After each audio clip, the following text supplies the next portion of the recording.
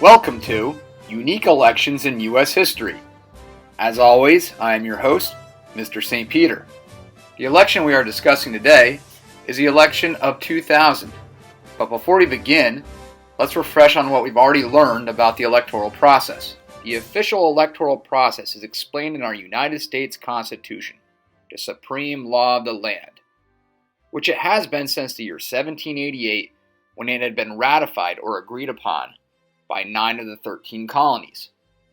In our Constitution, in Article 2, the executive branch, it states that the executive branch is vested in an office of the president, and that the office of the president is selected through a process called the Electoral College. This is the Electoral College today, and it determines how many votes each state, including Washington, D.C., is entitled to cast every 4 years in a presidential election. The number each state is worth is equal to the number of senators your state has, in which every state has 2 senators, plus the number of representatives your state has, which every state has a varying number of representatives based on the state's population. Altogether, in the year 2021, there are 538 total electoral votes. So how many electoral votes does a candidate need to win the presidency nowadays? Do you remember? One more than half, which of course brings us to 270. 270 electoral votes is what is needed to win the presidential election, and that has been the official number since 1961. So now let's talk about the 2000 election. But in order to set up the table for this election, let's learn some details about the office of the president leading up to the 2000 election. In the year 2000, Bill Clinton was the 42nd president of the United States. Bill Clinton was elected in 1992, and before being elected president, he served as the governor of Arkansas.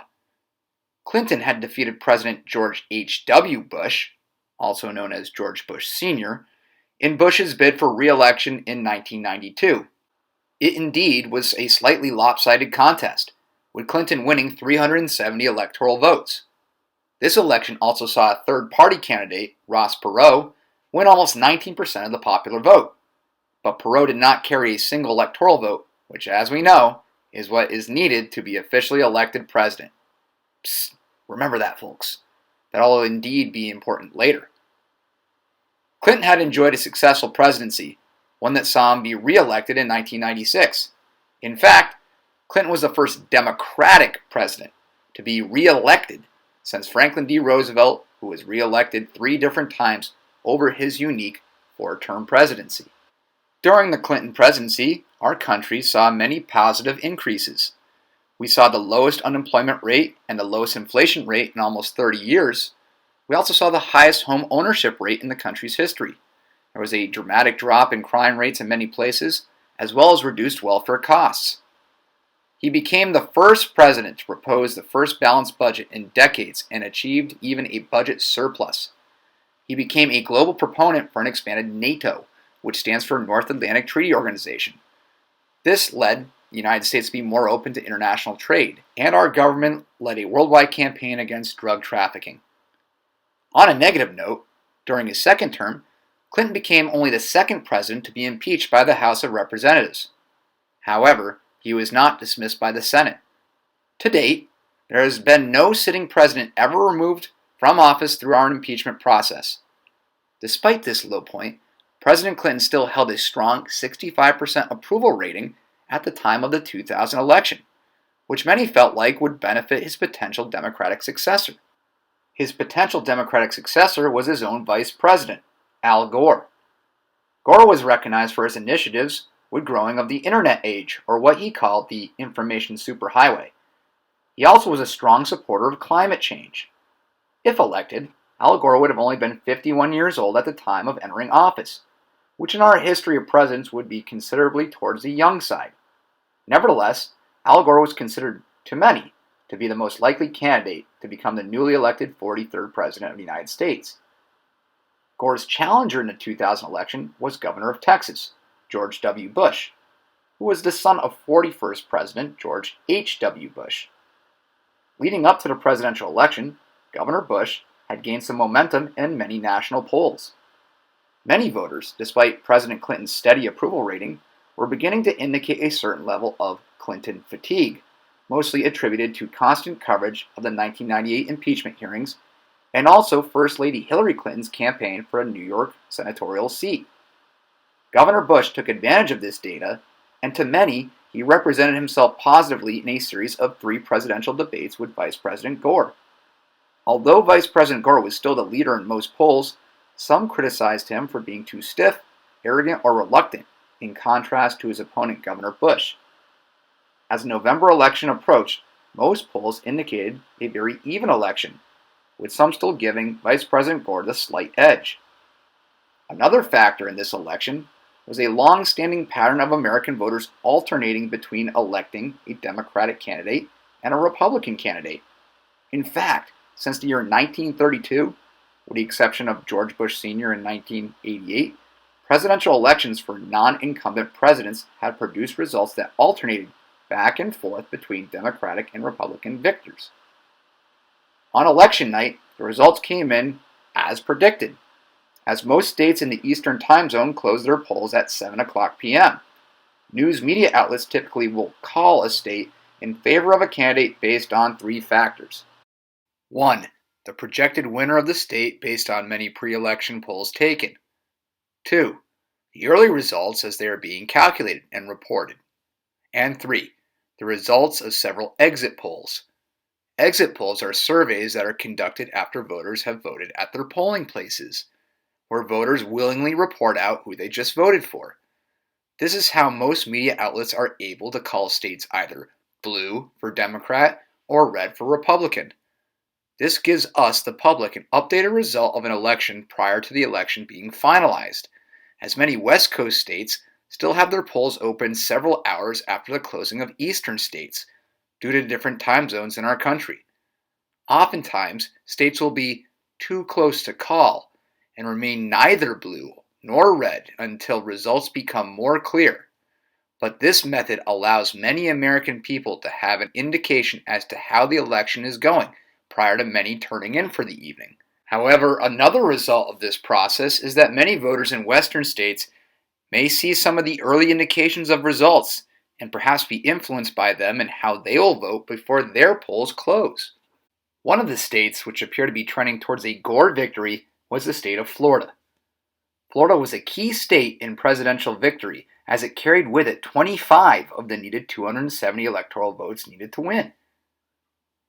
Many media outlets, taking into account all the factors analyzed, felt comfortable enough to declare Gore the winner of Florida, many of which doing so just prior to 8 o'clock p.m. Eastern Standard Time.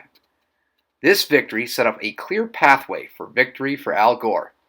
In fact, some media outlets declared Gore the winner of the 2000 election prior to many citizens on the East Coast going to bed for the evening. With the way the election's results were trending in most states, even in closely contested New Mexico and Oregon, Gore was to be the president with an electoral count of 292 to 246. The election, however, would be shaken up a few hours later, and it would be centered around the incoming results of the state of Florida.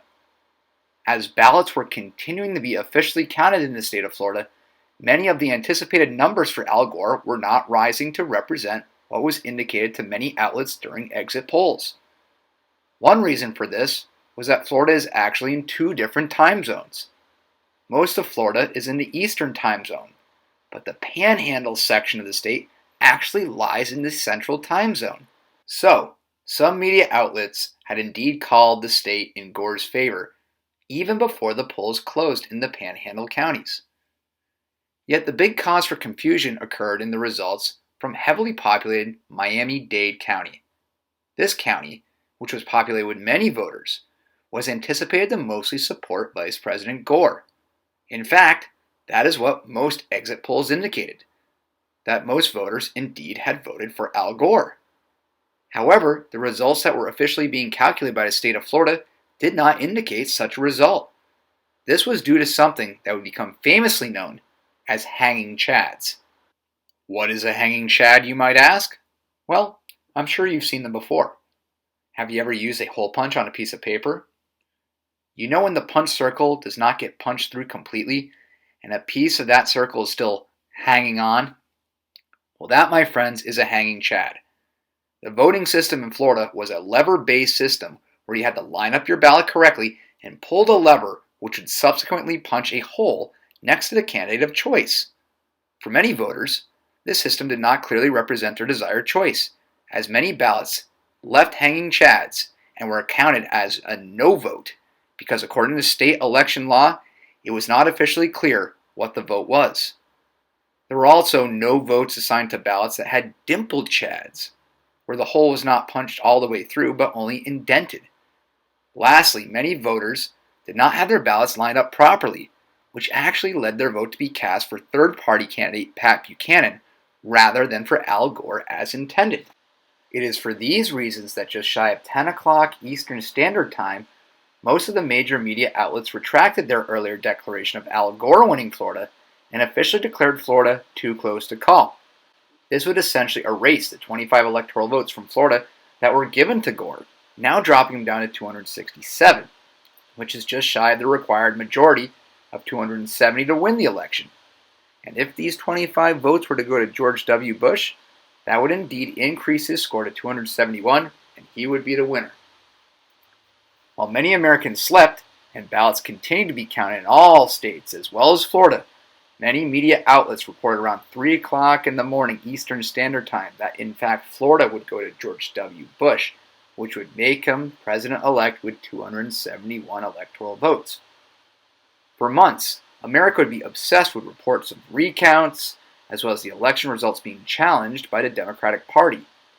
Another key fact that many citizens found unsettling is that in the state of Florida, where all this confusion was taking place, it was the home to Florida Governor Jeb Bush, who just so happened to be George W. Bush's younger brother. Many Americans also argued that the Electoral College should be abolished, as perhaps it does not clearly indicate the will of the people. Some feel that popular vote is a better representation of voters' desires, as with this calculation, each American citizen's vote counts as only one. In the popular vote tally, more American citizens voted for Al Gore by a total amount of a little more than 500,000 votes. It is tough to imagine 500,000 to be considered a small amount, but think about that. 500,000 more people in this country voted for the candidate who lost the election? How much is 500,000? Well, if you wanted to build a tower by stacking pennies one on top of the other, you would have a tower that'd be over a half a mile high. Good luck with that one not toppling over. Nevertheless, none of this matters, as the popular vote does not determine a presidential winner, only the electoral vote. This is clearly outlined in Article 2 of our U.S. Constitution, which, as we know, is the supreme law of the land. And even though the Florida voting results were challenged for months, the U.S. Supreme Court ruled by a count of 5-4 to uphold the state of Florida's certified election results, which now made George W. Bush officially president-elect. Having a president-elect be a candidate that did not win the popular vote is indeed rare, but it had happened 3 times in our history prior to 2000, not to mention another time in 2016.